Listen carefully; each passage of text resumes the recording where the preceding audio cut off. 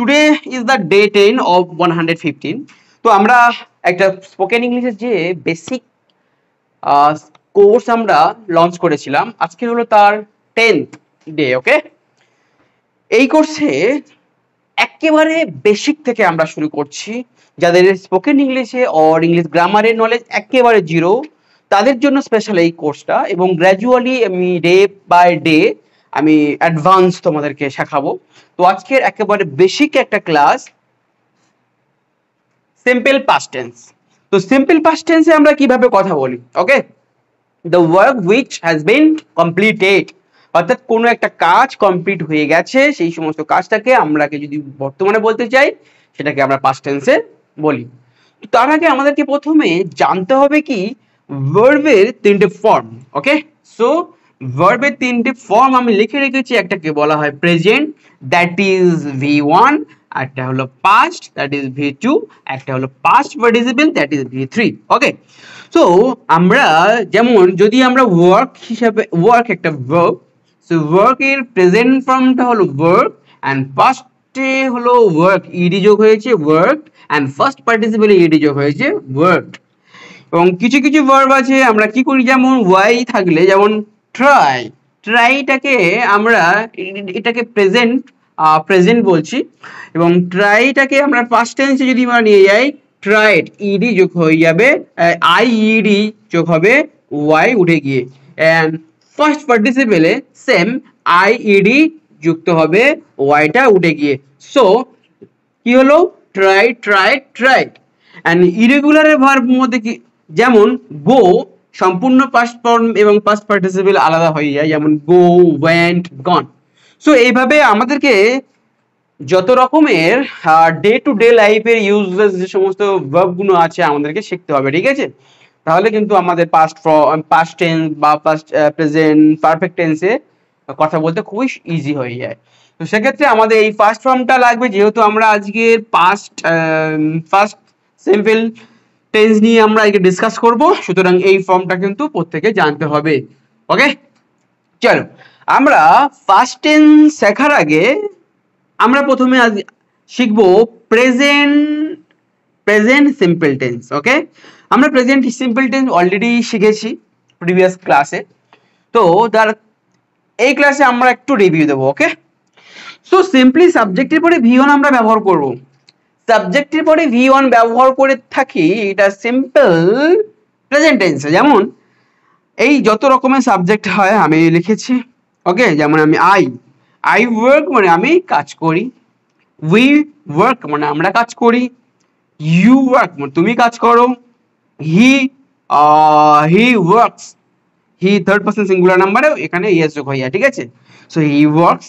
ওকে, বা they try, তারা চেষ্টা করে, আর রাম গোস, রাম যায়। তো আমরা এইভাবে প্রেজেন্ট ইনডেফিনাইটে অর্থাৎ প্রেজেন্ট সিম্পল টেন্সে আমরা কথা বলতে শিখেছি।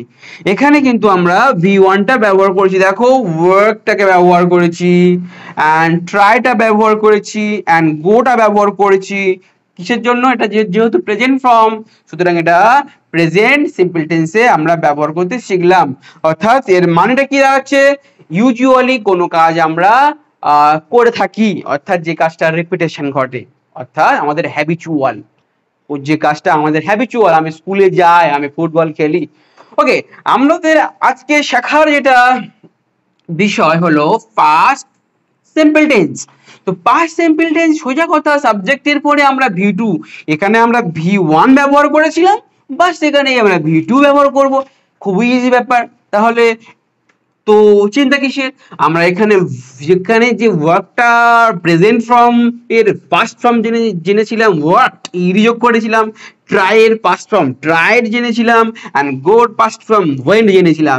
Simply that is nothing but V2, and এখানে আমরা V2টা ব্যবহার করব আফটার সাবজেক্ট। দেখো এখানে আমরা ওয়ার্ক করেছিলাম, এখানে ওয়ার্কড, সো আই ওয়ার্কড আমি কাজ করেছিলাম, উই ওয়ার্কড আমরা কাজ করেছিলাম, ইউ ওয়ার্ক তুমি কাজ করেছিলে, দে ওয়ার্ক তারা কাজ করেছিল, বা আই ট্রাইড আমি চেষ্টা করেছিলাম, আই ওয়েন্ট আমি গিয়েছিলাম, ইউ ওয়েন্ট তুমি গিয়েছিলে, রাম ওয়েন্ট রাম গিয়েছিল, দে ওয়েন্ট তারা গিয়েছিল, হি ট্রাইড, সে চেষ্টা করেছিল। This is a very basic sentence. So without any object, so you can add the any object like this object, like দেখো আমি চেষ্টা করেছিলাম ওই ম্যাথসটা, ওই অঙ্কটা। আই ট্রাইড, আমি চেষ্টা করেছিলাম দ্যাট ম্যাথস ইয়েস্টারডে, গতকাল আমি ওই অঙ্কটা চেষ্টা করেছিলাম। আই ওয়েন্ট, আমি গিয়েছিলাম টু স্কুল, আমি স্কুলে গিয়েছিলাম ইয়েস্টারডে, গতকাল। He went to market yesterday, সে গতকাল মার্কেটে গিয়েছিল। This is how we have to practice, okay, at home, বাড়িতে প্র্যাকটিস করতে হবে, কিছুই না। আমরা এখানে ভি টু ব্যবহার করব। তার আগে আমরা জেনে নেব প্রত্যেকটা ভার্বের ভি টু ফর্মটা, এক্সাক্ট কোন ফর্মটা, ওকে। নেক্সট আমরা শিখবো কি, নেগেটিভ সেন্টেন্স। চলো, নেগেটিভ সেন্টেন্স শিখতে গেলে আমরা কি বলেছি, জাস্ট আমাদের একটা হেল্পিং ভার্বের পরে আমাদের নট বসাতে হবে। যদি সেন্টেন্সের মধ্যে হেল্পিং ভার্ব থাকে তো ভালো, সোজা কথা, আমরা হেল্পিং ভার্বের পরে নট দিয়ে দেবো। If there is any helping verb, put the not after the helping verb. If there is no helping verb, then you have to put any helping verb. দেখো আমরা past tense ব্যবহার করছি, তাহলে I worked, আমি কাজ করেছিলাম। আমি যদি বলতে চাই আমি কাজ করিনি, তো I work, সাবজেক্ট আছে এবং মেন ভার্ব আছে, এখানে কোনো হেল্পিং ভার্ব আছে কি? Is there any helping verb in this sentence? No. So that's why we have to take, আমাদেরকে একটা কি করতে হবে, হেল্পিং ভার্ব আনতে হবে। কি আনতে হবে? ডু আনতে হবে, হেল্পিং ভার্ব ডু আনতে হবে। এখন কথাটা হচ্ছে কি, এটা পাস্ট ফর্ম, এটা পাস্ট মানে ওয়ার্ক, মানে এটা আমরা কথা বলছি কিন্তু পাস্ট টেন্সে কথা বলছি, সুতরাং ডুর পাস্ট টেন্স আমাদেরকে ডিড ইউজ করতে হবে, ওকে। চলো, নাও আমাদের ডিড এর পরে কি করে দেবো, নট ব্যবহার করবো, তাহলে did not, so did not এর কন্ট্রাকশনটা আমরা জেনে নি, ডিডন্ট, ওকে। সো ডিডন্ট, আমরা স্পোকেন ইংলিশে ডিড নটটাকে আমরা ডিডন্ট বলবো। নাও চলে আসছি আমরা নেগেটিভ সেন্টেন্সে। দেখো সাবজেক্টের পরে আমরা ডিডন্ট ইউজ করেছি, দেন আমরা V1 ব্যবহার করছি। দেখো এখানে ওয়ার্কটা কিন্তু প্রথমে ছিল কি, ওয়ার্ক, আমি কাজ করেছিলাম, বা আই ওয়েন্ট, আমি গিয়েছিলাম। This is the first form, but আমরা কিন্তু এখানে নেগেটিভ করার সময় পাস্ট হচ্ছে কি, পাস্ট টেন্সের নেগেটিভ যদি করতে যাই, তাহলে কিন্তু আমরা এখানে V1 ব্যবহার করব। কেন?